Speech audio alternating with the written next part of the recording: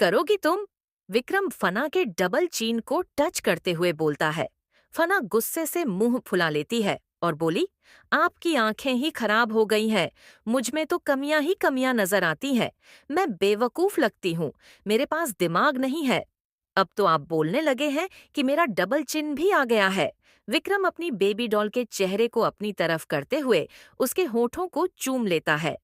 फिर भी तुम खूबसूरत दिख रही हो और तुम में कमियां हैं तो नजर आती है। कमियां आप में है, मुझ में नहीं। हूँ। मोटू, तुम्हारे ये डबल चीन से साफ पता चल रहा है कि तुम्हारा वेट बहुत ज्यादा बढ़ चुका है और तुम्हें अभी से काम करने की जरूरत है। हेल्थ इश्यूज आ जाएंगे बेबी डॉल। मैं तुम्हें बस इसलिए समझा रहा हूँ, वरना तुम मोटू हो तो भी मुझे कोई प्रॉब्लम नहीं है। आपको प्रॉब्लम है सर, झूठ मत बोलिए। आप तो बस हर वक्त मोटू करते रहते हो। ओह, मेरे पीछे ही पड़ गए हो। मैं इतना भी नहीं खाती हूँ। हर वक्त तुम ऑयली फूड खाती रहती हो और बाहर का खाना तुम्हें कितना ज्यादा पसंद है। अगर मैं तुम्हारे लिए कुछ हेल्दी बना भी देता हूँ तो तुम मुंह बनाती हो और उसके बाद जिद कर कर अपने पसंद का खाना बनवाती हो, जिसमें ढेर सारा तेल होता है, जो तुम्हारी हेल्थ को नुकसान पहुंचता है। तुम इतनी जिद्दी क्यों हो? मेरी बात समझती क्यों नहीं हो तुम? तुम्हारे लिए ही बोलता हूं मैं। सर, रहने दीजिए। आप अपना उबला हुआ खाना खिलाना चाहते हैं। घास फूस नहीं खाती हूं मैं। बेबी डॉल, वो घास फूस नहीं होता है। वो तुम्हारी हेल्थ के लिए बहुत जरूरी है। सर, मैं अपनी हेल्थ का ध्यान रख सकती हूँ। आपको ये मेहरबानी मुझ पर करने की जरूरत नहीं है। फना गुस्सा हो जाती है और विक्रम से दूर होने लग जाती है। तो विक्रम अपनी मोटू को पकड़ लेता है और उसे अपनी तरफ करते हुए बोला, ठीक है, शांत हो जाओ मोटू। विक्रम अपनी मोटू के गालों को पकड़कर प्रेस करता है और फिर उसे लाड़ प्यार करने लगता है। आज क्या खाना चाहती हो तुम? सर, आप रहने दीजिए। आप ना बहुत ही बुरे हो। हर वक्त मुझे बोलते रहते हो कि मैंने खाना नहीं खाया। मुझे कितना सारा खाना खिलाते हो आप, उसके बाद मुझे बोलते हो कि मैं मोटी हो गई हूँ। अपनी हेल्थ का ध्यान नहीं रह सकती हूँ, इसके पीछे आप ही वजह हो। वरना पहले मैं कितनी पतली हुआ करती थी। डबल चिन नहीं था मेरे पास। फना की भोंदू जैसी बातें सुनकर विक्रम उसे जोर से हक कर लेता है और उसे बच्चों की तरह प्यार करते हुए बोला, मोटू, तुम इसमें भी बहुत प्यारी और खूबसूरत लग रही हो। मेरी आंखों से देखो तो तुम दुनिया की सबसे खूबसूरत लड़की हो। फर्क नहीं पड़ता कि तुम इस वक्त मोटी हो या पतली। मुझे बिल्कुल भी नहीं। लेकिन तुम्हारी हेल्थ खराब हो जाएगी तो तुम्हें बीमारियां लगने लग जाएंगी और मैं ऐसा बिल्कुल भी नहीं चाहता हूँ। मेरी मोटू हेल्दी होनी चाहिए। मुझे खाना नहीं खाना, फिर मैं आज से ही डाइटिंग करूंगी। आप यही तो चाहते हैं ना? विक्रम अपनी बेबी डॉल के चेहरे को देखता है कि वो खाने के नाम पर कितना गुस्सा हो गई है। इसलिए वो अपनी बेबी डॉल को और जोर से हक कर लेता है और बोला, बेबी डॉल, ठीक है, मैं तुम्हें नहीं बोलता कुछ भी। अब खुश हो तुम? चलो, अब अंदर चलते हैं। ठंड बढ़ रही है धीरे धीरे और तुम्हारी ये जो नई दोस्त है, ये तुमसे ज्यादा जाकर बातें नहीं करती। सर, आप कैसी बातें कर रहे हैं? वो बस थोड़ी देर ही मेरे पास रुकती है और आपके आने से पहले चली भी जाती है। हाँ, प्लीज, आप ये मत कहिएगा कि मैं उससे मिल नहीं सकती हूँ, क्योंकि यहाँ पर कोई भी नहीं है मेरे साथ। मेरी दोस्त मेरा फोन भी नहीं उठा रही है। कोई भी मुझसे प्यार नहीं करता है। सबको मुझ में कमियां ही नजर आती है। इतनी बुरी हूँ क्या मैं? फना की आंखों में जैसे ही आंसू भर जाते हैं। विक्रम देखता है कि उसकी मोटू की आंखों से आंसू टपकने ही वाले हैं, तो वो उसका चेहरा अपने और नजदीक करता है और फना की आंखों में देखते हुए बोला, तुम्हें पता है, रोते हुए तुम बहुत सेक्सी लगती हो। झूठ मत बोलिए। अभी तो मोटा मोटा कर रहे थे, चर्बी लटक रही थी ना मेरी। डबल चिन भी आ गया है मुझे, तो अब तो मैं खूबसूरत भी नहीं रही हूँ। सेक्सी बोलकर मेरी बेइज्जती करना चाहते हो आप? मुझे डांट मार रहे हो? बेबी डॉल, मैं सच बोल रहा हूँ। मेरी नजरों से देखो तो तुम अभी भी उतनी ही प्यारी सी हो, मेरा मोटू डॉल। विक्रम फना को उठा लेता है और उसके बाद वो उसे लेकर अंदर जाने लगता है। सर, हम वापस इंडिया कब जाएंगे? विक्रम ने फना का चेहरा देखते हुए कहा। तुम्हें इंडिया जाना है? हाँ सर, मुझे मेरे भाई से मिलना है। कितने दिन हो गए हैं, मैंने उसे देखा भी नहीं है। मुझे डॉक्टर से भी बात करनी थी। मोटू, तुम फिक्र मत करो, तुम्हारा भाई ठीक हो रहा है। मेरी डॉक्टर से बात हुई थी, अगर तुम उससे बात करना चाहती हो तो तुम वीडियो कॉल कर सकती हो और हम इंडिया अभी नहीं जाएंगे। कुछ दिन हम यहाँ पर और रुकेंगे, इसके बाद हमें मेक्सिको जाना है। सर, मेक्सिको जाकर क्या करना है? बेबी डॉल, वहां पर एक खूबसूरत सा समुद्र है और समुद्र के अंदर तुम्हें फेंक दूंगा मैं। हम यही करने जाने वाले हैं, मोटू। फना की आंखों से झरझर आंसू बहने लगते हैं। एक सेकंड में विक्रम दंग रह जाता है कि उसकी बेबी डॉल कितनी नौटंकीबाज है। आंसू कहाँ रखती है ये, जो इतनी जल्दी बाहर आ जाते हैं। तुम रो क्यों रही हो? सर, आप मुझे मारने की प्लानिंग कर रहे हो। आप मेरा मर्डर करने वाले हो। फिर दिखावा क्यों करते हो मेरी परवाह करने का? मुझे मारना क्यों चाहते हो? मैंने तो कुछ भी नहीं किया है। मैं अभी बहुत छोटी हूँ। मुझे जीना है सर। विक्रम फना को देखते हुए बोला, तुम ना बहुत ही छोटी बच्ची हो।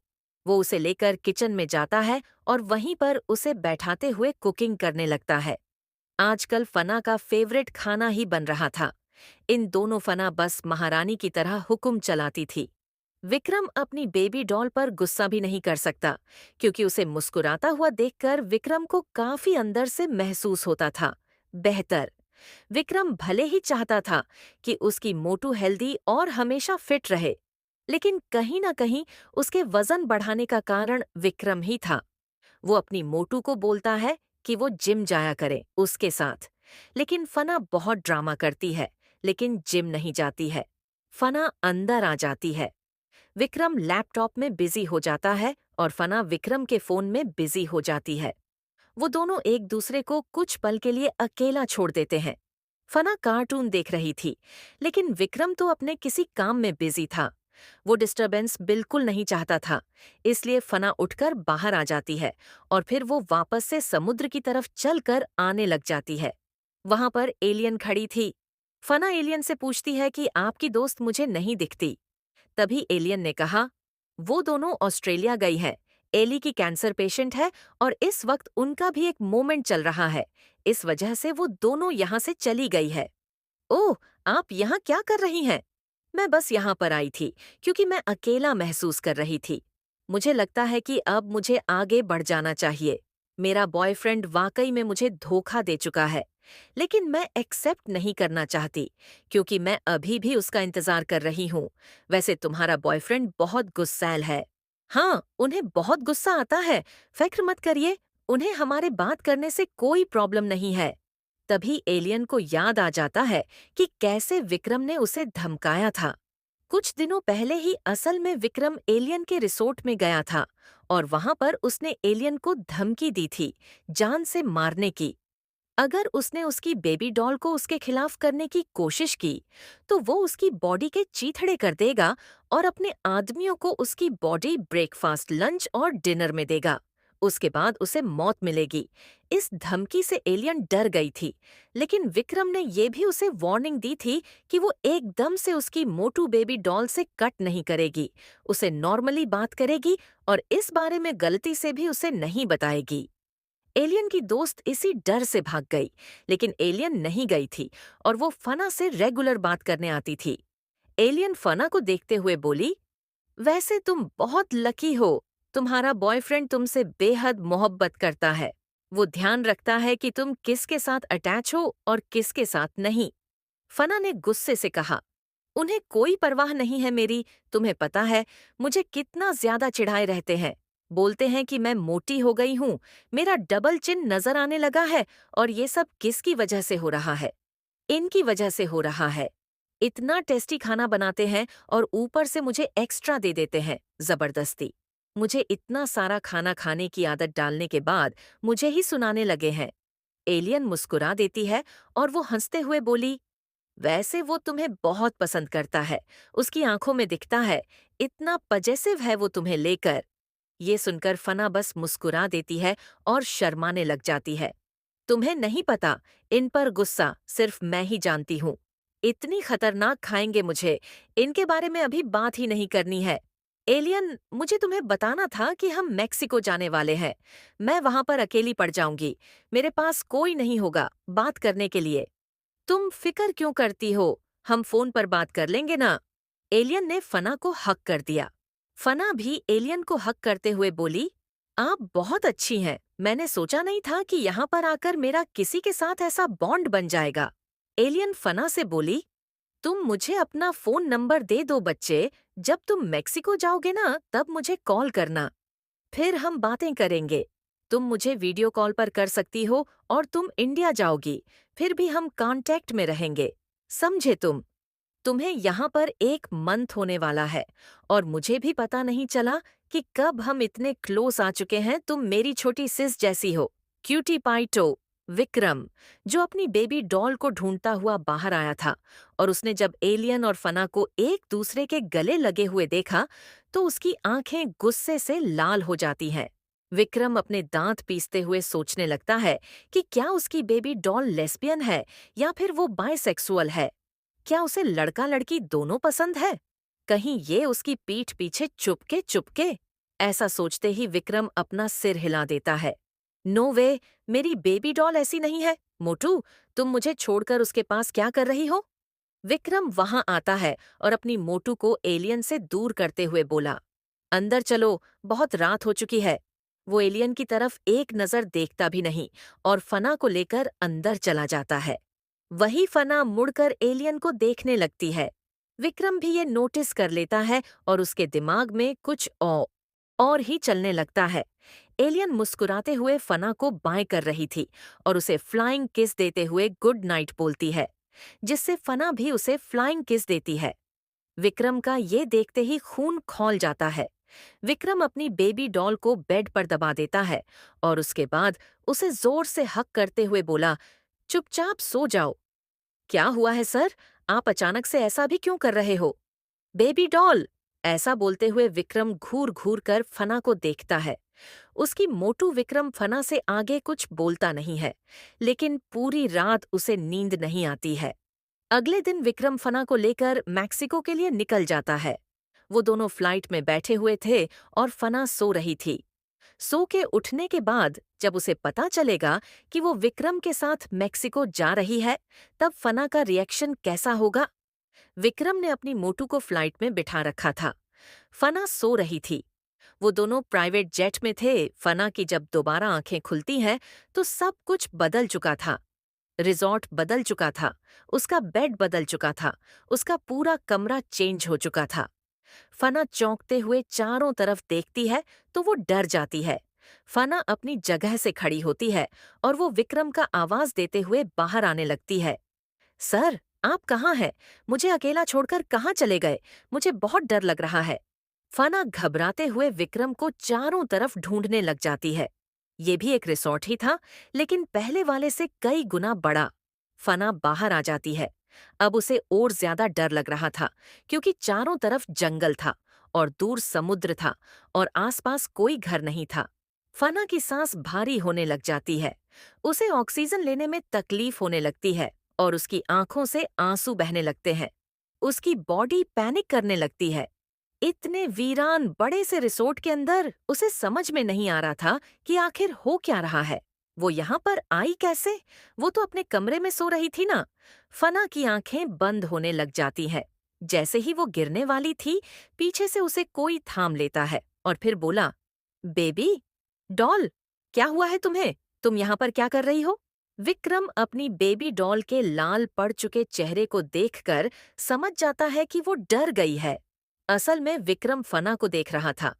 सीसीटीवी कैमरा में उसकी बेबी डॉल उसे ही ढूंढ रही थी और उसकी बेताबी विक्रम को काफी ज्यादा इंटरेस्टिंग लगी। इसलिए वो सामने नहीं आ रहा था, लेकिन उसकी मोटू काफी ज्यादा ही घबरा गई थी और विक्रम से अब रहा नहीं जाता है, इसलिए वो उसके सामने आ गया था। विक्रम फना को लेकर कमरे में आता है और उसके चेहरे को सहलाते हुए बोला, छोटी छोटी चीजों पर डर जाती हो तुम। कहीं नहीं गया हूं मैं तुम्हें छोड़कर। मैं तुम्हें अकेला कैसे छोड़ सकता हूँ मोटू? विक्रम फना के फोरहेड को किस कर लेता है और फना चुपचाप विक्रम की चेस्ट से लगकर बैठी हुई थी। मैं बहुत ज्यादा डर गई थी सर। हम यहाँ पर कैसे आए? हम तो दुबई के रिसोर्ट में थे ना। यहाँ तो चारों तरफ जंगल है। क्या हम मेक्सिको आ चुके हैं? हाँ, बेबी डॉल। लेकिन सर, आप ऐसा कैसे कर सकते हैं? मैं किसी से मिली भी नहीं। बेबी डॉल, वहां पर कोई हमें जानता नहीं था। सर, आप कैसी बातें कर रहे हो? वो मेरी दोस्त एलियन। मैंने उसे बताया तक नहीं है कि मैं मेक्सिको जा रही हूँ। हम तो 2-4 दिन के बाद जाने वाले थे ना। मैंने उसे गिफ्ट भी नहीं दिया है। Baby doll, just shut up. वो हमारी कुछ भी नहीं लगती। तुम्हें उसकी फिक्र क्यों हो रही है? विक्रम गुस्से से फना को डांट देता है। फना भी चिल्लाते हुए बोलती है, सर, आपका उसके साथ कोई रिलेशन नहीं था, लेकिन वो मेरी बड़ी बहन जैसी थी। आपको पता भी है वो मुझे कितना गाइड करती थी और मुझे प्यार करती थी। आपके पास रिश्ते नहीं है तो मैं इसमें कुछ नहीं कर सकती हूँ, लेकिन इतने कम वक्त में वो मेरे बहुत क्लोज आ चुकी थी। फना को ऐसे एलियन की तरफ से लड़ते हुए देखकर विक्रम गुस्से से बोला, वैसे तो तुम्हारी आवाज नहीं निकलती, लेकिन उस औरत के लिए तुम लड़ रही हो मुझसे? दिख रहा था मुझे, कितनी क्लोज आ चुकी हो, और तो और रिश्तों की बातें करने लगी हो तुम। प्यार करती थी वो तुमसे, कौन सा वाला प्यार करती थी? सर, मैं भी उससे प्यार करती थी, वो बहुत ही प्यारी है। प्यार करने वाला कौन सा प्यार होता है? प्यार तो सिर्फ प्यार होता है ना। वो मेरी बड़ी बहन जैसी थी, मुझे बहुत संभालती थी। आपके जाने के बाद मेरे पीठ पीछे क्या करती थी उसके साथ? विक्रम ने गुस्से से फना से पूछा, तो फना भी दांत पीसते हुए बोली, आपकी पीठ पीछे मैं आपकी बुराइयां करती थी, उसके साथ मिलकर। वो मेरी बड़ी थी, मुझे उसके लिए गिफ्ट लेना था, लेकिन आपने सब कुछ बिगाड़ के रख दिया। आप रहने दीजिए, मुझे आपसे बात ही नहीं करनी। आपका कोई दोस्त नहीं है, इसका मतलब ये नहीं है कि मेरा भी नहीं होगा। क्या ये दोस्त दोस्त लगा रखा है तुमने कई दिनों से? मुझे चिढ़ होने लगी है। इस शब्द से नफरत भी। दोबारा मेरे सामने इस शब्द का इस्तेमाल मत करना तुम, समझी? छोटी सी चूहिया, जैसे तुम मेरे सामने चिल्लाना चाहती हो तुम। तुम्हारी जुबान काट दूंगा मैं, बोल भी नहीं पाऊंगी दोबारा। अपनी आवाज हमेशा मुझसे नीचे रखो। फना शांत हो जाती है और गुस्से में बोली, रहने दीजिए, आपसे मुझे बात ही नहीं करनी है। ऐसा बोलकर वो उठती है और धम्म से बाथरूम के अंदर चली जाती है, और वहां पर इतने लग्जरियस इक्विपमेंट से यूज करने के लिए। लेकिन फना को एक भी समझ में नहीं आता और वो बोलने लग जाती है, ये अमीरी भी कभी कभी सिर खा लेती है। ये सर भी ना, न जाने कहाँ लेकर आ रहे हैं मुझे। मुझे तो अब फीलिंग आने लगी है कि अब मैं इंडिया देखने के लिए भी तरस जाऊंगी। ये मुझे कहाँ लेकर जा रहे हैं? ऐसी कंट्री का तो नाम भी नहीं सुना है मैंने। फना जब अंदर से गुस्से में चिल्लाती है, सर, हाँ मोटू। विक्रम जल्दी से अंदर आ जाता है और दरवाजा खोलकर देखता है तो फना चल रही थी। वो उसके पास आते हुए बोला, क्या हुआ है तुम्हें मोटू? ठीक तो हो? सुबह से उठकर बस जान खा रही हो मेरी। विक्रम फना को लेकर बाथटब में आ जाता है और उसके कपड़े रिमूव करने लगता है। साथ ही साथ वो उसकी गर्दन पर किस करने लगता है। फना विक्रम को दूर करने लगती है, लेकिन विक्रम अब बहका गया था फना के कोमल से बदन को देखकर। वही फना भी विक्रम के टच को कब तक इग्नोर करती? कई दिन हो गए थे और वो विक्रम के करीब नहीं आई थी, जिसकी वजह से विक्रम भी तड़प रहा है। विक्रम फना के प्राइवेट कपड़े के अंदर अपना हाथ डालता है और बोला, मोटू। विक्रम फना के कान को चूम लेता है और धीरे धीरे कर फना के बदन पर पानी की बूंदें गिरने लगती है। विक्रम फना के डबल चीन पर अपने होंठ रखकर किस कर लेता है और फना को चिढ़ाने लगता है। फना विक्रम को छोटी आंखें कर देखती है तो विक्रम फना की थाइस पर अपना हाथ रखते हुए बोला, मोटू, तुम वाकई में सेक्सी हो। ऐसा क्या जादू है तुम्हारे अंदर जो तुम्हें देखते ही नीयत खराब हो जाती है? फना भी विक्रम की चेस्ट पर अपने होंठ रख देती है और फिर शक करने लगती है। विक्रम उसके बालों पर किस कर लेता है। फना सिर ऊपर कर कर विक्रम को देखती है और विक्रम उसके डबल चीन को रब करने लगता है और बोला, हम मोटू, मुझे चिढ़ना बंद करिए वरना मैं गुस्सा हो जाऊंगी। विक्रम फना के पेट की चर्बी को अपने हाथों से छूता है और उसके बदन को ऊपर से नीचे तक देखते हुए बोला, हम, गुस्सा तो तुम हो, तुम्हारे गुस्से को मैं शांत कर सकता हूँ। विक्रम और फना दोनों बाथरूम में थे और उन दोनों के बदन पर कपड़े के नाम पर कुछ भी नहीं था। फना विक्रम के ऊपर बैठी हुई थी और वो उसके बालों को सहला रहा था और उसकी गर्दन पर अपने होंठ रखकर चूम रहा था। फना भी विक्रम के गालों पर अपने होंठ रखती है और उसकी बियर्ड को टच करते हुए बोली, आह बेबी डॉल, क्या हुआ तुम्हें? अभी तो कुछ किया भी नहीं मैंने। विक्रम फना की किटी को टच करता है। दर्द तुम्हें अभी से हो रहा है। सर, आपकी ये बियर्ड मुझे चुभ रही है। उसी वक्त विक्रम फना के गालों पर अपने होंठ रखते हुए बोला, और तुम्हारा ये डबल चिन देखकर तो दिल करता है कि मैं खा जाऊं, बेबी डॉल, मोटू। फना शर्मा भी जाती है और साथ ही भारत भी हो जाती है। विक्रम उसके साथ रोमांस कर रहा था। विक्रम को उसकी बॉडी से बहुत प्यार था। फना के गोल मटोल चेहरे को देखते हुए विक्रम उसकी कॉलर बोन पर अपनी होंठ रखते हुए बोला, बेबी डॉल, मेरा मोटू। विक्रम फना को हक कर लेता है और फना भी विक्रम को हक कर लेती है। दोनों की सांसें भारी थीं। इतने दिनों तक एक दूसरे से फिजिकल डिस्टेंस मेंटेन कर रखा था दोनों ने, और आज वो ब्रेक करना चाहते हैं। लेकिन विक्रम को फना की फिक्र हो रही थी। उसकी बेबी डॉल कहीं वापस से बीमार ना हो जाए, क्योंकि उसका मिसकैरेज कुछ समय तो पहले ही हुआ था और इस बार विक्रम लापरवाही नहीं बरत सकता। विक्रम वापस अपनी बेबी डॉल को वो दर्द नहीं देना चाहता था। विक्रम की बेबी डॉल ट्विंस से प्रेग्नेंट थी, जिसकी खबर अभी तक उसे नहीं है, लेकिन विक्रम भी आगे इस बारे में उसे कभी नहीं बताना चाहता था। इसीलिए उसके बेबी डॉल ने वेट गेन किया है। उसकी मोटू पल में गुस्सा करने लग जाती है और फिर थोड़ा सा प्यार करने पर ही शांत हो जाती है। फना विक्रम के चेहरे को अपने हाथों में भरते हुए बोली, सर, आप रुक क्यों गए? विक्रम अपनी बेबी डॉल के होठों को चूमते हुए बोला, क्योंकि अभी तुम ठीक नहीं हो, इसीलिए। झूठ मत बोलिए, मोटी हो गई हूँ, इसलिए आपको पसंद नहीं आ रही ना मैं। ऐसा बोलते हुए फना का गला भर जाता है। तभी विक्रम उसे अपने करीब करते हुए बोला, मोटू, इतना मत सोचो, तुम इस दुनिया की सबसे खूबसूरत लड़की हो। तुम्हारी बॉडी बहुत खूबसूरत है, इसलिए तो मैं पागल हो जाता हूँ इसके लिए। तुम बस अभी बीमार हो ना, डॉक्टर ने भी कहा था। तुम्हें याद नहीं है, तुम्हारे मोटे होने से मुझे कोई प्रॉब्लम नहीं है। मैं बस तुम्हें इसलिए बोलता हूँ क्योंकि तुम्हारी हेल्थ की फिक्र होती है। झूठ बोल रहे हो आप। विक्रम जब देखता है कि उसकी बेबी डॉल के आंसू निकलने वाले हैं, तो वो उसे अपने और करीब करते हुए बोला, ऐसे रो मत, वरना मैं बैठ जाऊंगा तो फिर खुद को कंट्रोल करना बहुत मुश्किल हो जाएगा। तो फिर क्यों कर रहे हो आप खुद को कंट्रोल? मुझे साफ साफ नजर आ रहा है। झूठ मत बोलिए। आपको मुझ में बिल्कुल भी इंटरेस्ट नहीं रहा है। बेबी डॉल, तुम्हारी बॉडी मेरी बॉडी के बेहद नजदीक है। हमारे बीच में डिस्टेंस नहीं है। तुम्हारे उधर भी मुझसे ही लगे हुए हैं और तुम्हारी बॉडी ओपन मेरी है, और तुम्हें ऐसे देखकर तुम महसूस कर सकती हो क्या मेरा कुछ खड़ा हो चुका है। झूठ मत बोलिए, बस आप मुझे बदलने की कोशिश कर रहे हो। अब आपको बिल्कुल भी मुझ पर प्यार नहीं आता है। फना विक्रम से शिकायत करने लग जाती है। विक्रम फना के मोटे मोटे गालों को दबाते हुए बोला, बेबी डॉल, तुम्हें ऐसे खा जाऊंगा मैं। अपने मुंह में भरकर खाना स्टार्ट कर देता है। फना भी विक्रम के ऊपर बैठ जाती है और फिर विक्रम की गर्दन पर नेल्स मारने लगती है। विक्रम फना के होठों को छोड़ देता है और फिर उसके गालों को दबाते हुए बोला, बिल्कुल भी नहीं। हमारे बीच में इंटरकोर्स तभी होगा जब तुम पूरी ठीक हो जाओगी और मुझे लगेगा कि अब तुम मुझे झेल सकती हो। सर, मैं कर लूंगी ना।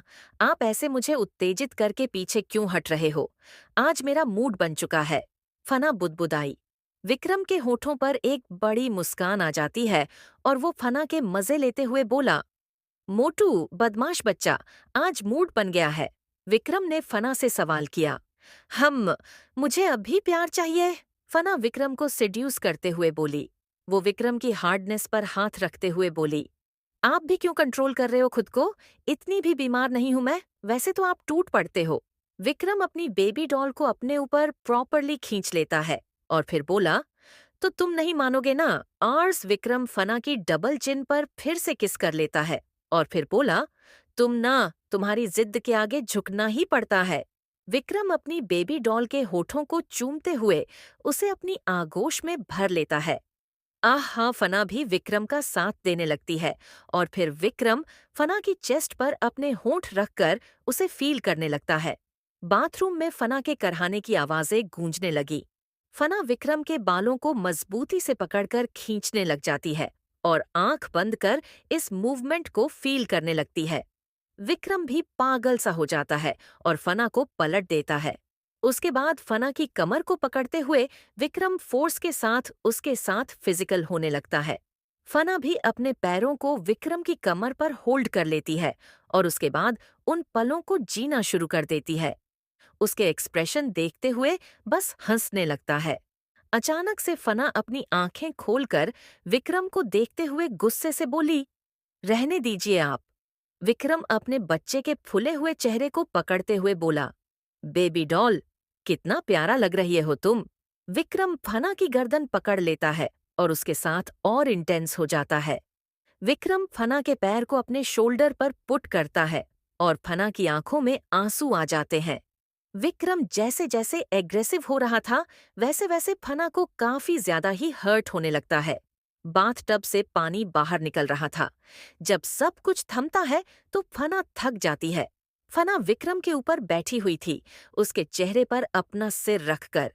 फना का लाल लुभावना सा चेहरा विक्रम अपने हाथों से सहला रहा था। तुम ठीक हो, मोटू? आप ज्यादा ही एग्रेसिव हो जाते हो। बेबी डॉल, तुम्हें इंटेंशनली फील करना चाहता हूँ पूरा। वैसे तो तुम भी कम नहीं हो, मोटू। फना कुछ बोलती नहीं है। उसकी बॉडी पर कहीं निशान थे, उंगलियों के, जिन्हें विक्रांत छूते हुए बोला, दर्द तो नहीं हो रहा ना तुम्हें? फना अपना से सिर न में हिलाती है। विक्रम उसे लेकर कमरे में आ जाता है। विक्रम फना के होठों को चूमते हुए बोला, तुम्हें पहना दूंगा कपड़े। विक्रम फना के कपड़े लेकर आता है और उसके प्राइवेट कपड़ों को पहनाने लगता है। उसके एक पैर को पकड़कर अपनी चेस्ट पर रखते हुए बोला, मोटू। विक्रम कहाँ पर देख रहा था? फना शर्मा सी जाती है ये देखकर। विक्रम उसे अपने करीब करता है और एकदम से उसे पलट देता है और फिर वापस से उसे अपनी आगोश में भर लेता है। फना ब्लैंकेट को अपने मुट्ठी में भर लेती है और विक्रम ने उसके सिर को बेड पर ही प्रेस कर दिया था और उसके साथ पैशनेट फिजिकल रिलेशन बनाने लगता है। आह सर, नो इट्स हर्टिंग मम्मा, आहा सर। हर्ट फना के कराहने की आवाजें कमरे में गूंज रही थी और बेड मोर्निंग करने लगा। विक्रम फना के पूरे बदन को अपनी सेंशुअल फिंगर से टच करने लगता है। फना अपनी आंखें बंद कर लेती है क्योंकि उसे अब ये और सहन नहीं हो रहा था। उसे नहीं मालूम था कि विक्रम का वाइल्ड एनिमल बिल से जाग जाएगा। अब उसे रिग्रेट हो रहा था कि क्यों उसने इस भूखे शेर को खाना दिया। जब ये सब कुछ शांत होता है तो फना थक कर सो जाती है और विक्रम स्पैंक करता है, जिससे फना बेड पर लेट जाती है और गुस्से में बोली, मुझसे बात मत करिएगा। फना अपनी हांफती हुई मरी सी आवाज में बोलती है तो विक्रम उसके ऊपर ही लेट जाता है, जिससे फना चिल्लाने लग जाती है, आह, जान लोगे क्या आप मेरी? अभी तक आपका मन नहीं भरा क्या? विक्रम फना की बैक पर अपने होंठ रखते हुए बोला, मोटू, तुम इतनी जल्दी क्यों थक जाती हो? मेरा मन तुम्हें अभी तक खाने से नहीं भरा है। क्यों ना एक और राउंड हो जाए? फना गुस्से से बोली, पहले तो उठिए वरना मैं दबकर ही मर जाऊंगी। मुझे सांस लेने में प्रॉब्लम हो रही है। एक और राउंड? अब क्या सच में मुझे मारकर दम लोगे आप? दूर हो जाइए मुझसे। फना गुस्से से चिल्लाने लगती है। विक्रम फना के शोल्डर पर किस करता है और उसके बाद उसके ऊपर से उठकर साइड में लेट जाता है। फना धीरे से पलटने की कोशिश करती है तो उसे काफी ज्यादा ही दिक्कत हो रही थी। वो अपने पेट पर हाथ लगा ली थी। आज से पहले कभी भी उसने इतने इंटेंसिटी के साथ विक्रम को फील नहीं किया। विक्रम फना को उठने में मदद करता है और उसे अपने ऊपर खींच लेता है, जिससे फना सरकते हुए उसके ऊपर आ जाती है और विक्रम उसके सर को अपने चेस्ट पर रखते हुए बोला, ज्यादा थक गई क्या मोटू? मैं तो मोटू हूं ना। फिर उसके बाद क्यों इतने पैशनेट और एग्रेसिव हो जाते हो आप? मुझ में तो कमी ही कमी है और फिर उसके बाद आप पागलपन दिखाने लगते हो। फना विक्रम से शिकायत करती है। विक्रम फना का खूबसूरत सा चेहरा देखते हुए बोला, क्योंकि तुम्हें देखकर कोई भी पागल हो सकता है। तुम मोटी हो, इस वजह से तो और ज्यादा परफॉर्म करती हो। बेड पर तुम्हारी थाइस और तुम्हारे फ्लफी चिक्स किसी का भी कत्ल कर सकते हैं। फना के गाल लाल हो जाते हैं। मैं तो बहुत बुरी लगती हूँ ना, मेरा तो वेट बढ़ गया है। फना थोड़ा नाराजगी से बोलती है तो विक्रम फना को पलट देता है और उसके खूबसूरत से चेहरे से बाल को हटाते हुए बोला, मेरा मोटू बहुत ही प्यारा बच्चा है। रहने दीजिए आप, हमेशा मुझे डांटते रहते हो, बहुत मारते भी हैं। बिल्कुल भी प्यार नहीं करते हो। उसी वक्त विक्रम उसे हक करते हुए बोला, तुम्हें अभी क्या किया मैंने? इतना इंटेंस लव मेकिंग हुआ है हमारे बीच में और अभी भी तुम्हारी शिकायत है मुझसे? मुझे लगता है कि एक और राउंड लगाना ही चाहिए, उसके बाद ही तुम खुश हो जाओगी। विक्रम जैसे ही फना के पैरों को पढ़कर एक्सपोज करने लगता है, उसी वक्त फना चिल्लाना शुरू कर देती है। इसकी कोई जरूरत नहीं है, मैं गुस्सा हो जाऊंगी, उसके बाद मैं आपसे बात भी नहीं करूंगी। रहने दीजिए, मुझे बहुत तकलीफ हो रही है। विक्रम तो बस फना को परेशान कर रहा था। वो फना को अपनी गोद में बैठा लेता है और टिश्यू पेपर से उसे क्लीन करने लगता है, जिससे फना शर्माते हुए बोली, आप रहने दीजिए, मैं खुद कर लूंगी। आपका कोई भरोसा नहीं है। अभी कपड़े पहनाते हुए आपने क्या किया मेरे साथ?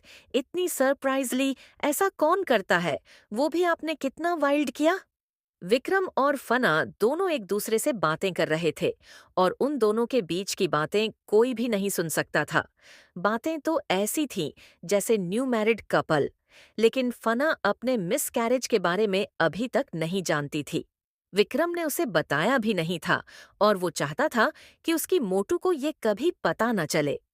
विक्रम उठकर बाथरूम में चला जाता है और फना थककर बेड पर लेटी हुई थी। विक्रम ने उसे टॉवल से पहले ही क्लीन कर दिया था, जिस वजह से उसे अनकंफर्टेबल फील नहीं हो रहा था। फना अपने बड़े से पांडा को देखती है, जिसे विक्रम फना के लिए लेकर आया था। उसे देखते हुए फना उसे हक कर लेती है और उसके ऊपर चढ़कर बैठ जाती है। तुम्हें पता है, तुम बिल्कुल सर जैसे दिखते हो। मुझे तुम पर बहुत गुस्सा आता है। मैं भी तुम्हें डांटना चाहती हूँ, लेकिन कोई गलती ही नहीं करते हो तुम। मुझे भी तुम पर चिखना है और चिल्लाना है। क्या मैं तुम्हें मार सकती हूँ? फना गुस्से में उसे पांडा को खींचकर एक मुक्का मार देती है और फिर बोली, तुम्हें पता है, मैं भी बहुत कुछ कर सकती हूँ। तुम मुझे अंडरस्टिमेट करते हो, तुम बहुत बुरे दिखते हो। वही विक्रम, जो बाथरूम के दरवाजे पर खड़ा होकर अपनी मोटू बेबी डॉल को ऐसी बच्चों वाली हरकतें करते हुए देखकर बस मुस्कुरा रहा था। लेकिन जब वो देखता है कि फना पांडे को विक्रम की नजर से देखकर पीट रही है, इससे विक्रम की आंखें छोटी हो जाती हैं। मोटू बेबी डॉल! विक्रम की डीप वॉइस जैसे ही फना के कानों में जाती है, वो पंडा को हक कर लेती है और उसे किस करने लगती है। मेरा प्यारा पांडा, कैसे हो तुम? तुम्हें पता है, तुम तो सर जैसे हैंडसम दिखते हो। तुम्हें प्यार करने का दिल करता है। फना ने इतनी जल्दी रंग बदल लिया था, गिरगिट की तरह, कि विक्रम की आंखें बड़ी बड़ी हो जाती हैं। उसकी बेबी डॉल उसकी पीठ पीछे क्या क्या करती है? ये जरूर एलियन के साथ मिलकर उसकी बुराई करती होगी। जब बस पांडे के ऊपर चढ़कर उसे मार रही थी, तो विक्रम को लगा था कि उसकी बेबी डॉल रंगे हाथों पकड़ी गई है और अब क्या कहेगी। लेकिन जिस तरीके से फना बदल गई, विक्रम अब क्या ही बोलता। विक्रम बेड के पास आता है और फिर वो फना को अपने पास खींच लेता है, लेकिन फना विक्रम से डरकर पीछे हट जाती है। विक्रम फना को आंखें छोटी कर देखता है और उसे बच्चों की तरह उठा लेता है। फना भी विक्रम से छिपकली की तरह चिपक जाती है। क्या कह रही थी मोटू तुम? सर, मैं क्या बोल रही थी? आप तो बहुत हैंडसम हो। तुम उसे पांडे को मार रही थी, क्यों? सही कहा ना मैंने? नहीं नहीं सर, आप कैसी बातें कर रहे हैं? मैं उस पांडे को कैसे मार सकती हूँ? वो तो मुझे बहुत पसंद है। तुम उसे नहीं, मुझे मार रही थी। तुमने क्या कहा कि मैं उसके जैसा दिखता हूँ? अभी थोड़ी देर पहले तो तुम बहुत कुछ बोल रही थी। फना मुकरते हुए बोली, नहीं, नहीं सर, मेरी इतनी हिम्मत कहाँ। आपको मैं कैसे कुछ बोल सकती हूँ? आप तो सब कुछ हो मेरे।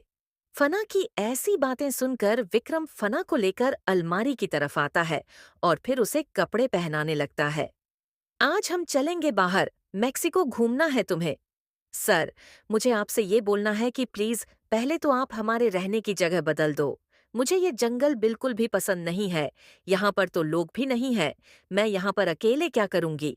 अगर कोई शेर आ गया और मुझे खो गया तो आप क्या करोगे? मैं वापस लौट कर भी नहीं आऊँगी। Just shut up baby doll, क्या बकवास कर रही हो तुम? तुम्हें ये क्यों नहीं पसंद?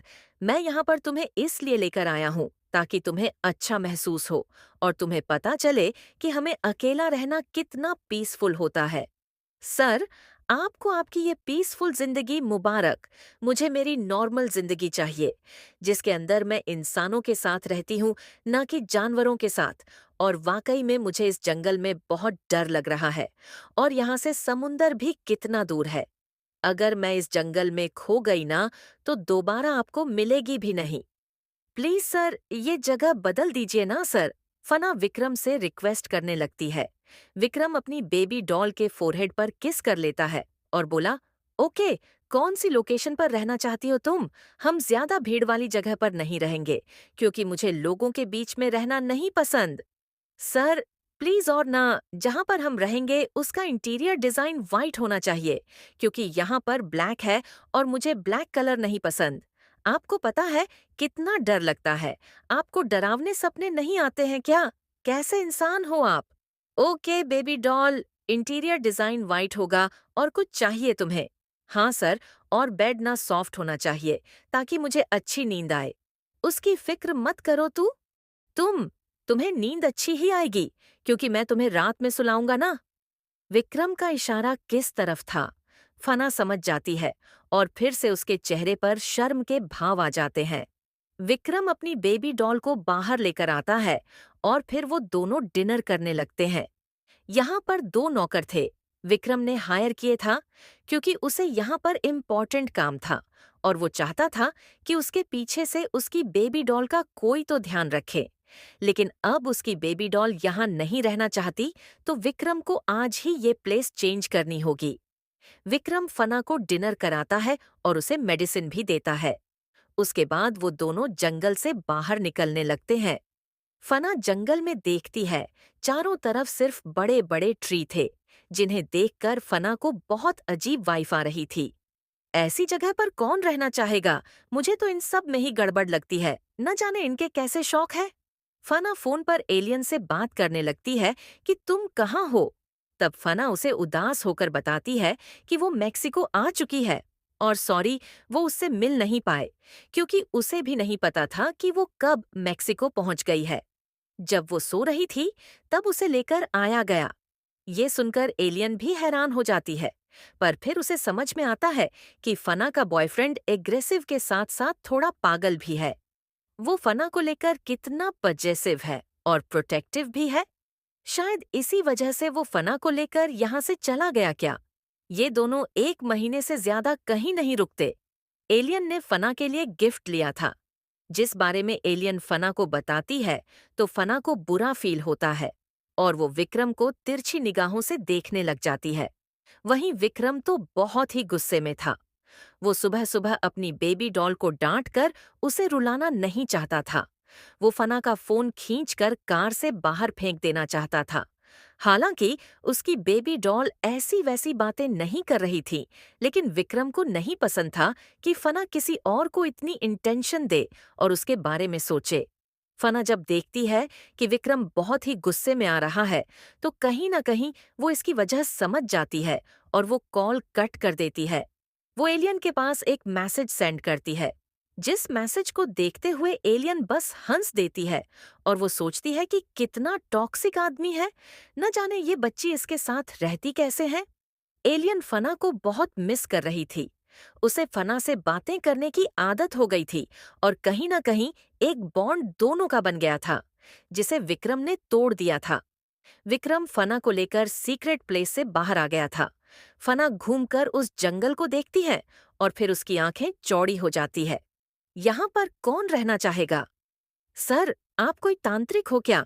फना विक्रम से सवाल करती है। विक्रम ने गुस्से से कहा, हाँ, मैं तांत्रिक हूँ। तुम्हें कैसे पता मोटू? फना के चेहरे की हवाइयां उड़ जाती है। इसका मतलब है कि आप मुझे यहाँ पर बलि देने के लिए लेकर आए हो। क्या आप मेरी गर्दन काट दोगे? फना का रोना निकल जाता है। विक्रम भी फना को देखते हुए बोला, सही कहा तुमने, मैं यहाँ पर तुम्हारी बलि दूंगा, गर्दन काट कर लटका दूंगा इन पेड़ों से, और तुम्हारी आत्मा यहीं पर भटकती रहेगी और मेरी गुलाम बनकर रहेगी। वैसे तो तुम बहुत जिद्दी हो, लेकिन जब आत्मा बन जाओगी तब तुम्हारा कुछ भी नहीं हो सकता। तुम मेरी गुलाम बनकर रहोगी। फना जोर जोर से रोने लग जाती है और चिल्लाने लग जाती है, प्लीज मुझे यहाँ से जाने दीजिए, मैंने आपका क्या बिगाड़ा है, मैं जीना चाहती हूँ। विक्रम देखता है कि फना सच में रोने लगी, जिससे विक्रम दूसरी तरफ मुंह करके बस हंस देता है। विक्रम मजाक कर रहा था। उसे अपनी बेबी डॉल का ऐसा चेहरा देखकर काफी ज्यादा ही अच्छा लग रहा था। फना डर से कांप रही थी और जोर जोर से रोने लग जाती है। प्लीज मुझे जाने दीजिए, मुझे नहीं मरना है।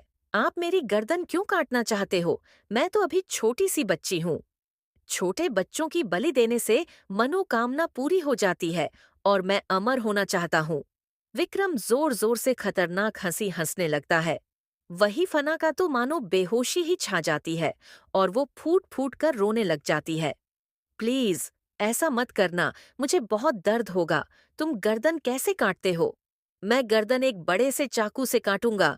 तुम्हें दर्द होगा, तुम चिल्लाओगी, तुम छटपटाओगी, तुम्हारी आंखें बाहर निकल जाएंगी और तुम्हारी जीभ भी बाहर को लटकने लगेगी। फना का तो मानो जैसे सीना ही छलनी हो जाता है और वो फूट फूट कर रोने लग जाती है। सर, आप इतना बुरा कैसे कर सकते हो मेरे साथ? मैंने आपके साथ कितना अच्छा बिहेव किया है। मैं आपकी सारी बातें मानती आई हूँ, एक अच्छे बच्चे की तरह। मैं तो आपका प्यारा मोटू हूं ना? और तुम्हारे नीचे शरीर का सारा मांस मैं अपने जानवरों को दूंगा, जिसे खाकर वो भी खुश हो जाएंगे। विक्रम की बातें सुनकर तो फना रो रही थी, लेकिन विक्रम को बहुत हंसी आ रही थी फना के मजे लेने में। वो देखता है कि फना वाकई में बहुत रो रही है और उसकी आंखों से 1 मिनट में न जाने इतने आंसू की बूंदें बह गई होगी जो विक्रम काउंट भी नहीं कर सकता। विक्रम फना के चेहरे को देखते हुए बोला, चुप, बिल्कुल चुप। अगर ज्यादा रोगी तो और बुरी मौत दूंगा तुम्हें।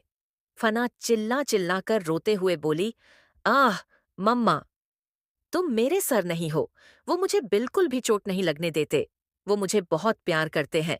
मैं उनका प्यारा सा बच्चा हूँ। मैं उनकी मोटू बेबी डॉल हूँ। वो मुझे बहुत लाड प्यार करते हैं। तुम कौन हो? तुम सर नहीं हो सकते। वो कभी भी मुझे मारने की बात नहीं कर सकते। विक्रम की भौहें उचक जाती है। विक्रम नहीं जानता था कि वो कितना बदल चुका है। वो खुद को ही नहीं पहचान सकता अब। वो मजाक करने लगा है। जा, जिस आदमी को मजाक शब्द का मतलब नहीं पता था कि ये होता क्या है, वो आज अपनी मोटू से खुद ही मजाक कर रहा था और इस मजाक में कहीं न कहीं शरारत भी थी, जो विक्रम के अंदर छुपी हुई थी और आज वो बाहर आ रही थी। क्या विक्रम कभी भी एक्सेप्ट करेगा कि वो बदल चुका है या फिर वो बदल रहा है सिर्फ फना के लिए? विक्रम और फना जंगल से बाहर निकल रहे थे और जिस तरीके से विक्रम फना को चिढ़ा रहा था, उससे मजाक कर रहा था, फना की तो डर के मारे चीख निकल रही थी। विक्रम फना को देखते हुए बस स्माइल कर रहा था, लेकिन फना के मन में तो वाइल्ड और अनयूजुअल इमेजिनेशन चल रही थी, जिसके अंदर विक्रम उसकी गर्दन काट रहा था और वो दर्द से चिल्ला रही थी। दूसरे शब्दों में, वो दिन में ही सपने देख रही थी। विक्रम कार को रोक देता है। विक्रम के कार रोकते ही फना कार का डोर ओपन करती है और बाहर निकल जाती है, जिससे विक्रम हैरान हो जाता है। जंगल था और इसमें शेर हो सकते हैं। विक्रम जल्दी से कार से बाहर आता है और वो देखता है कि उसकी बेबी डॉल उससे दूर जा रही है, डर की वजह से, जिससे विक्रम उसे पकड़ने के लिए चिल्लाता है। फना रोते हुए बोली, बिल्कुल भी नहीं, आप मुझे मारना चाहते हो ना? फना जंगल में भाग रही थी और विक्रम उसके पीछे था और उसी वक्त वहां पर जोर से दहाड़ने की आवाज आती है। फना अपनी जगह पर खड़ी हो जाती है और थर थर कांपने लगती है। विक्रम की भी आंखें सर्द हो जाती हैं और वो अपनी बेबी डॉल पर जोर से चिल्लाते हुए बोला, इधर आओ मेरे पास, मोटू। वही फना के पैर तो फ्रीज हो गए थे और ना ही वो हिल डुल पा रही थी। उसकी धड़कन तेज हो गई थी और आंखों से आंसू बह रहे थे। उसे कुछ सुनाई भी नहीं दे रहा था। सिर्फ शेर के दहाड़ने की आवाज चारों तरफ जंगल में गूंज रही थी। विक्रम जल्दी से फना के पास आने लगता है। तभी वो देखता है कि सामने से जंगली शेर आ रहा था और उसकी चाल धीमी थी, जैसे कि वो शिकार करना चाहता हो। विक्रम भी अलर्ट हो जाता है। उधर उसकी नजरें अपनी बेबी डॉल पर थीं। वही फना की तो सांसें ही रुक गई थी और वो लगभग बेहोश होकर गिरने वाली थी।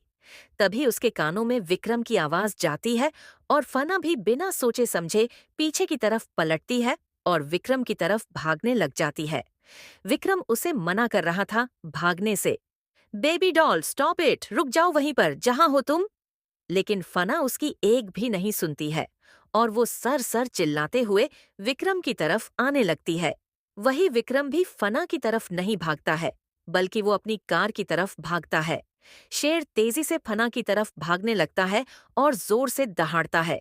उसकी दहाड़ से सारा जंगल एक बार फिर से हिल जाता है। फना अपना कान बंद कर लेती है अपने हाथों से और विक्रम की तरफ ही भाग रही थी। एकदम से उसके कानों में आवाज आती है और दूसरे ही पल शेर फना के नजदीक पहुंच जाता है और उसे सूंघने लगता है। फना अपनी आंखें बंद कर वहां पर खड़ी थी और वहां से नीचे सिर कर देखने की हिम्मत भी नहीं कर पा रही थी। दूसरे ही पल विक्रम उस शेर को शूट करने वाला था, लेकिन वो रुक जाता है और अपने कदम धीरे धीरे कर फना की तरफ बढ़ाने लगता है। विक्रम शेर का ध्यान अपनी तरफ करना चाहता था। वो नहीं चाहता कि उसकी बेबी डॉल को जरा भी चोट लगे। विक्रम का भी गला सूख सा गया था, क्योंकि आज एक बार फिर से फना की जान खतरे में थी।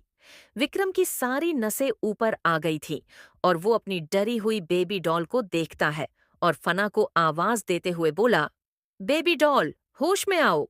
फना अपना सिर उठाकर विक्रम की तरफ देखती है। उसके होठों को कांपते हुए देखकर विक्रम उसे शांत रहने के लिए बोलता है। वही वो शेर गोल गोल फना के आसपास ही घूम रहा था। फिर वो फना के पास में ही बैठ जाता है। विक्रम अपने कदम अपनी बेबी डॉल की तरफ बढ़ाने लगता है। जैसे जैसे वो कदम फना की तरफ बढ़ा रहा था, फना विक्रम की तरफ अपने दोनों बाहें फैला देती है, जैसे बोल रही हो, सर प्लीज जल्दी आकर मुझे गोदी में उठा लो। विक्रम अपनी बेबी डॉल की तरफ धीरे धीरे आता है और उसके बाद फना भी अपने कदम विक्रम की तरफ बढ़ाने लगती है।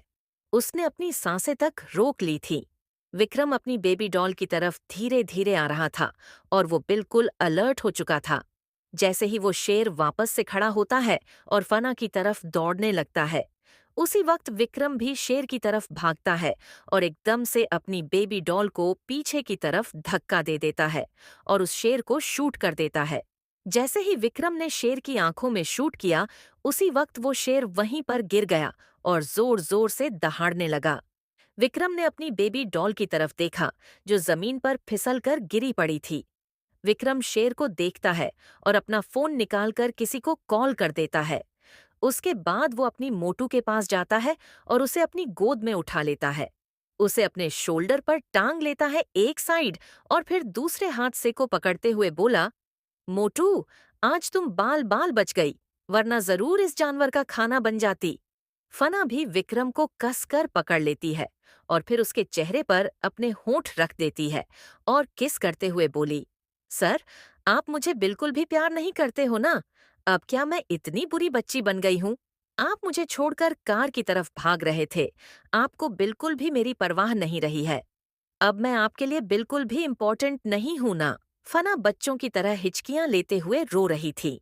विक्रम फना के चेहरे को देखता है और फिर उसके चेहरे को चूम लेता है और बोला, सही कहा तुमने, मुझे तुम्हारी परवाह क्यों होनी चाहिए? तुम तो अब एचोट भी नहीं दिखती हो। मुझे घर जाना है, मुझे यहाँ पर नहीं रुकना है। आज इस शेर ने तो मुझे खा ही लिया था और आप भी मुझे छोड़कर चले गए थे। विक्रम शेर की तरफ देखता है और फना को लेकर वहीं पर खड़ा रहता है और करीबन आधे घंटे के बाद एक टीम आती है और उसके बाद वो शेर को लेकर चली जाती है। विक्रम अपनी मोटू को लेकर कार में आता है और उसके बाद विक्रम फना को ऑक्सीजन मास्क लगता है, जिससे उसकी मोटू सांस लेने का ट्राई करती है। वो विक्रम की गोद में ही बैठी हुई थी और विक्रम उसके सर पर ठंडी पट्टियां रख रहा था, क्योंकि फना को फीवर हो गया था डर की वजह से। विक्रम फना को देखते हुए बोलता है, मोटू, तुम्हें तो बुखार ही हो गया। उस शेर ने तुम्हें खाया नहीं है, तुम मेरे पास बैठी हो। विक्रम फना के चेहरे से ऑक्सीजन मास्क को हटा देता है। फना विक्रम के चेहरे को देखने लगती है, अपनी आंखें खोलकर टुकुर टुकुर। क्या हुआ मोटू? विक्रम फना के चेहरे को सहलाते हुए बोलता है। वो झुककर उसके डबल चीन पर किस कर लेता है। डोंटी टच मी, आपको मेरी बिल्कुल भी परवाह नहीं है। मैंने आज देख लिया कार की तरफ भागकर क्यों आ गए थे। अगर उसी वक्त वो शेर मुझे खा लेता तो क्या होता। कितना डर गई थी मैं, इसलिए बोल रही थी कि जंगल में नहीं रहना है मुझे। लेकिन आपको तो कोई परवाह ही नहीं है मेरी। क्यों परवाह होने लगी? मैं आपकी लगती ही क्या हूँ? कोई और मिस्ट्रेस भी तो मिल ही जाएगी ना आपको। फना विक्रम को गुस्से में जो ताना मारती है, उसे सुनकर विक्रम की आंखें तीखी हो जाती है। विक्रम फना के गोल मटोल चेहरे को पकड़कर उसे उठाता है और फिर उसे अपनी तरफ करते हुए उसके फोरहेड पर किस कर लेता है।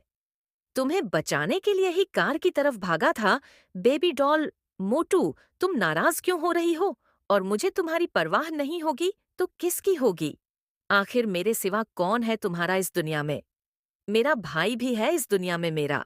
अभी वो ठीक नहीं हुआ तो क्या हुआ, बड़ा होकर वो मुझे प्रोटेक्ट करेगा। फना बुदबुदाते हुए बोली।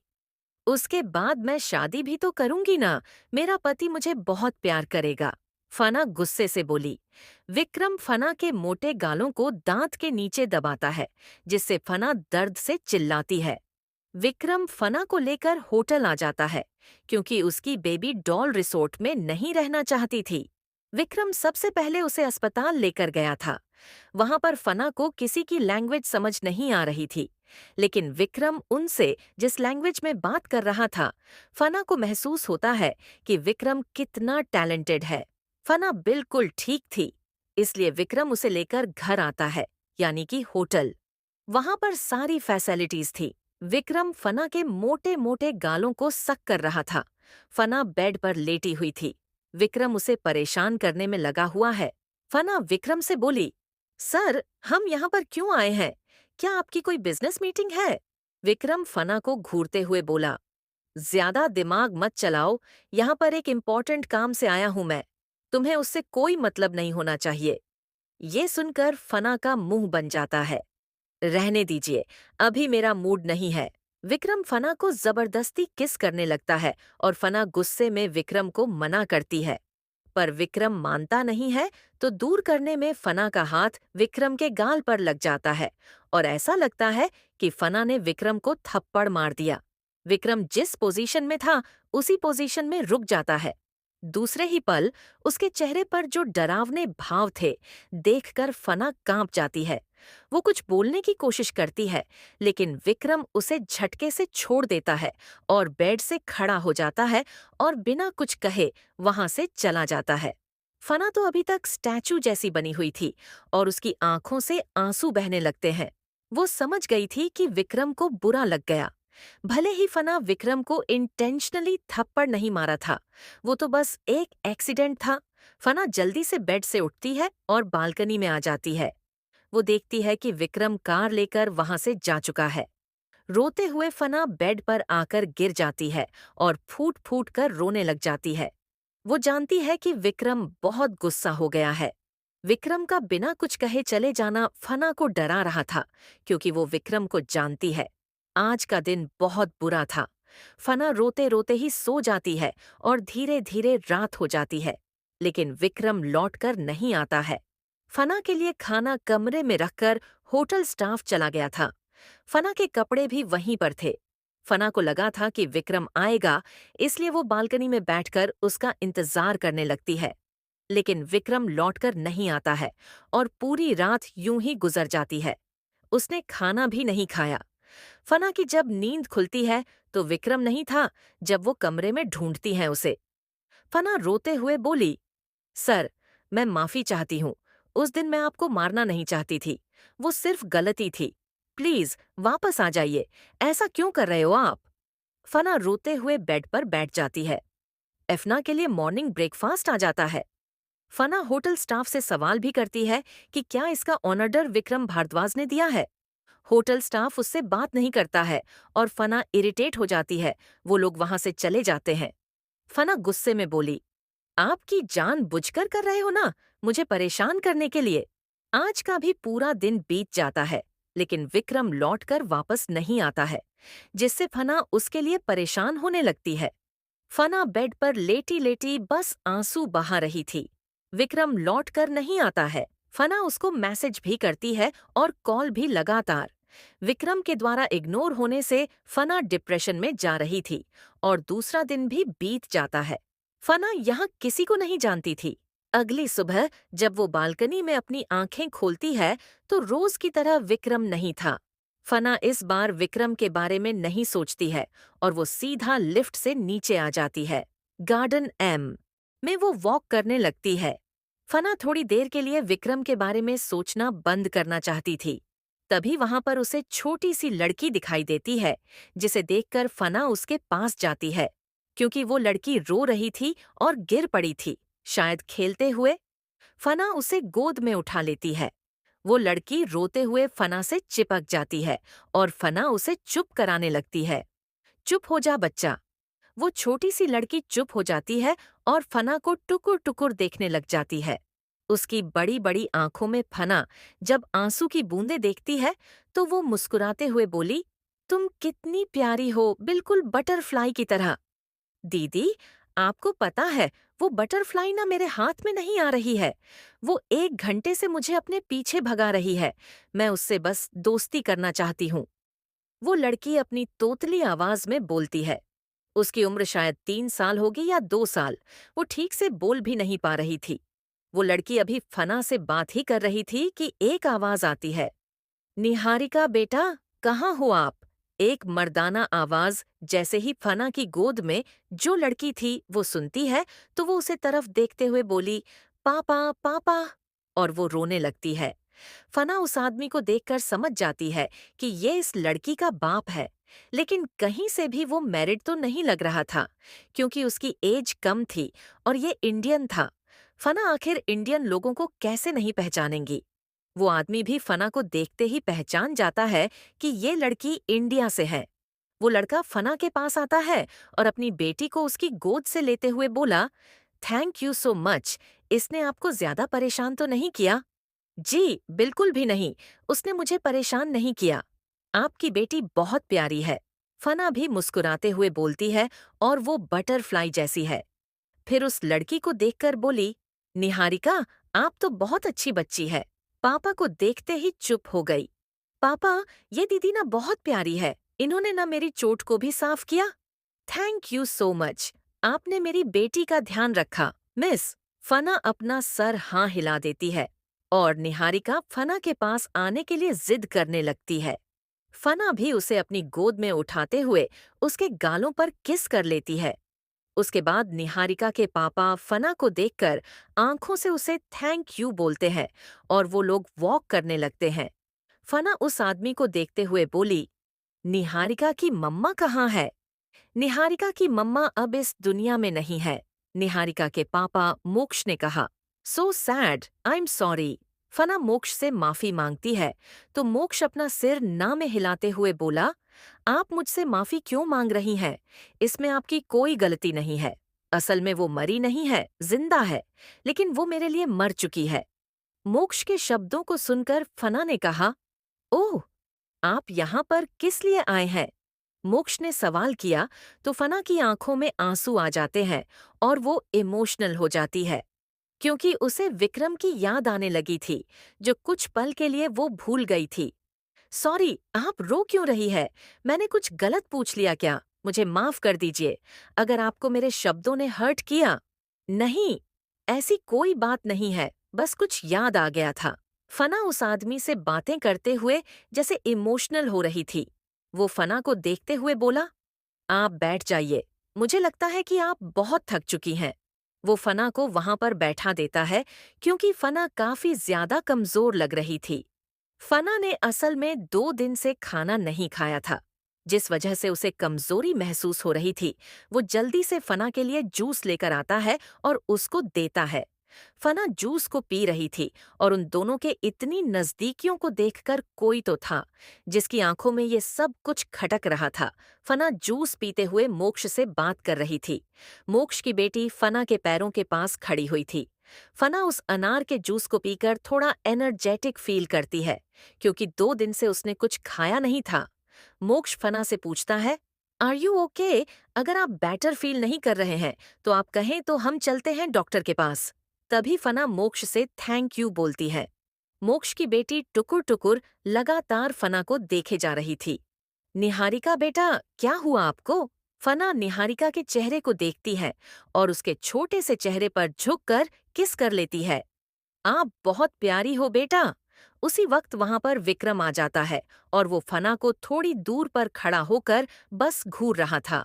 फना, जो अभी तक मोक्ष से बातें कर रही थी, अचानक से ही उसकी नजर विक्रम पर चली जाती है, जिसे देखते ही एक पल के लिए स्तब्ध रह जाती है और उसे बिलीव नहीं होता है कि वहां पर विक्रम खड़ा है।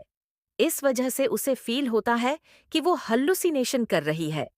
वो विक्रम को इग्नोर कर देती है क्योंकि वो विक्रम को बहुत मिस कर रही थी, और तो और इस वजह से ही शायद उसे विक्रम दिखने लगा है। अब विक्रम उससे कितना नाराज और गुस्सा हो गया है, फना ये भी जानती है, और वो आदमी जब तक नहीं आएगा जब तक वो अपने ईगो को सेटिस्फाइड नहीं कर लेता। वही विक्रम जब देखता है कि उसकी मोटू उसे इग्नोर कर रही है, उसका दिमाग खराब हो जाता है। वो गुस्से से अपने मुठिया कस लेता है। विक्रम दांत पीसते हुए अपनी आंखों में गुस्सा लिए फाना की तरफ अपने कदम बढ़ाने लगता है। विक्रम कुछ दूरी पर खड़ा हुआ था, अपने पॉकेट में हाथ डालकर, और उसके नसें उभर आई थी। जाहिर तौर पर वो इस वक्त बहुत गुस्से में था, फना का रिएक्शन देखकर। फना ने उसे ऐसे इग्नोर किया जैसे कि विक्रम उसके लिए एग्जिस्ट ही नहीं करता। फना विक्रम की तरफ ध्यान भी नहीं देती है और निहारिका को उठाकर वो उसके गालों पर किस करते हुए बोली, आप बहुत प्यारी हो बेटा, क्या मेरी दोस्त बनोगी? हाँ, मैं आपकी दोस्त बनूंगा।